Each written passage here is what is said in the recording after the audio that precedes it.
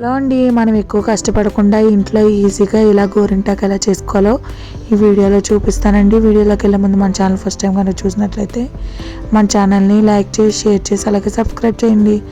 First వచ్చేసి నేను ఇలా బెల్లం తీసుకున్నానండి. నా దగ్గర ముద్ద బెల్లమే ఉంది, అందుకని చెప్పి తీసుకుని దీన్ని అయితే నేను ఇలా చాకుతో అయితే ఇలా పీల్ చేసుకున్నానండి. మనం ఇలా పీల్ చేసుకునే అవసరమే లేదు.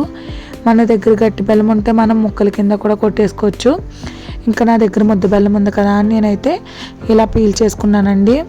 చూడండి, ఈ బెల్లం గోరింటాకు అనేది మనకి చాలా బాగుంటుందండి. మనకి ఒక 4-5 డేస్ వరకు కూడా ఉంటుంది. అండ్ పిల్లలకు కూడా మనం ఈజీగా ఇంట్లో తయారు చేసి పెట్టచ్చు. ఇంకా నా దగ్గర వచ్చేసి ఈ డబ్బా ఉందండి. ఇది వచ్చేసి ట్రిప్టిన్ బిస్కెట్లు మా పిల్లలకి తీసుకొస్తుంటాం. ఆ డబ్బా అయితే ఉంటే దానిలో అయితే నేను చేస్తున్నాను. ఇది వచ్చేసి ప్రముదండి. ఇంకా నా దగ్గర గిన్నెలో పెట్టడం ఎందుకులే, ప్రమద ఉంది కదా అని చెప్పేసి నేను ఇలా ప్రమద అయితే తీసుకుని ఈ బెల్లం తురుమంతా ప్రమద పెట్టి దాని చుట్టూరు అయితే వేస్తున్నానండి. ఇలాగా మనకి బెల్లం గోరింటాకు అనేది చాలా ఈజీగా తక్కువ టైంలో మనం చేసేసుకోవచ్చండి. బెల్లం గోరింటాకి బెల్లం క్వాంటిటీ అంటూ ఏమీ ఉండదండి. మీకు ఎక్కువ కావాలంటే ఎక్కువ బెల్లం వేసుకుని గిన్నె పెద్దది పెట్టుకోవాలి, లేదంటే తక్కువ బెల్లం వేసుకుని చిన్న గిన్నె పెట్టుకుంటే సరిపోద్దండి.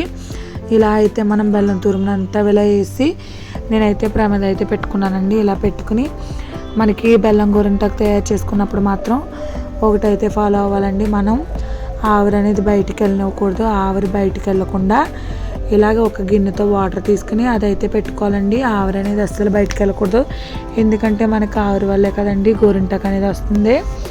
ఇంకా అందుకని చెప్పి మనం ఆవిరి వెళ్ళకుండా అయితే పెట్టుకోవాలి. ఇంకా నేనైతే గ్యాస్ ఆన్ చేసుకుని ఫస్ట్ వచ్చేసి నేను డైరెక్ట్ పెట్టేశానండి ఇలాగా. కాకపోతే నాకు ఇది వచ్చి చిన్న డబ్బా అయిపోయింది, అందుకని చెప్పేసి నాకు గ్యాస్ పైన అయితే సరిపోలేదు. మళ్ళీ నేనైతే ఏం చేశానంటే, నాకు చపాతీ చేసుకుని పుల్క కాల్చుకునేది ఉంటుంది కదండి, ఇంకా దానిపైన అయితే గ్యాస్ ఆన్ చేసుకుని దానిపైన అయితే నేను డబ్బా అయితే పెట్టుకున్నాను.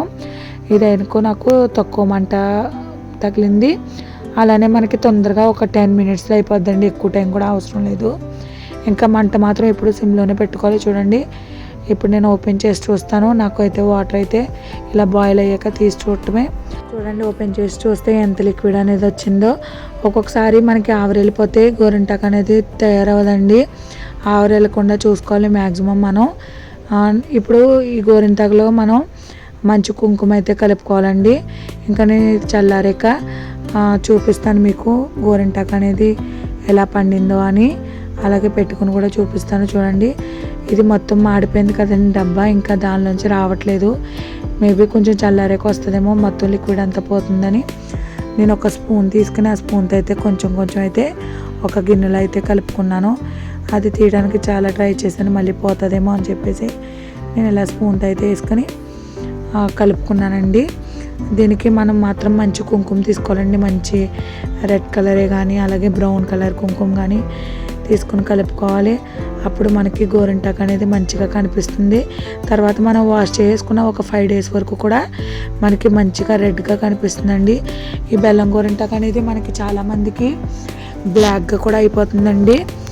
మనకి గోరింటాకు కన్నా మనకి బెల్లం గోరింటాకు అనేది చూడటానికి కూడా చాలా అందంగా కనిపిస్తుంది.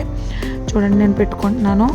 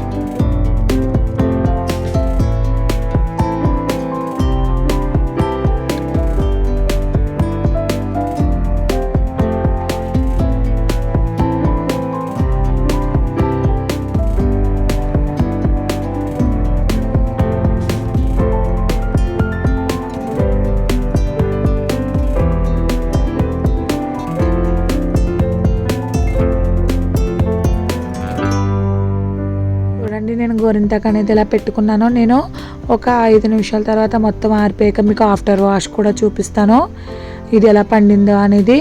మనకి ఒకవేళ ఇన్కేస్ మనం హ్యాండ్ వాష్ చేసినా సరే మనకి లైట్ కలర్ అనేది చేంజ్ అవుతుంది, కానీ గోరింటాకు అనేది పోదండి.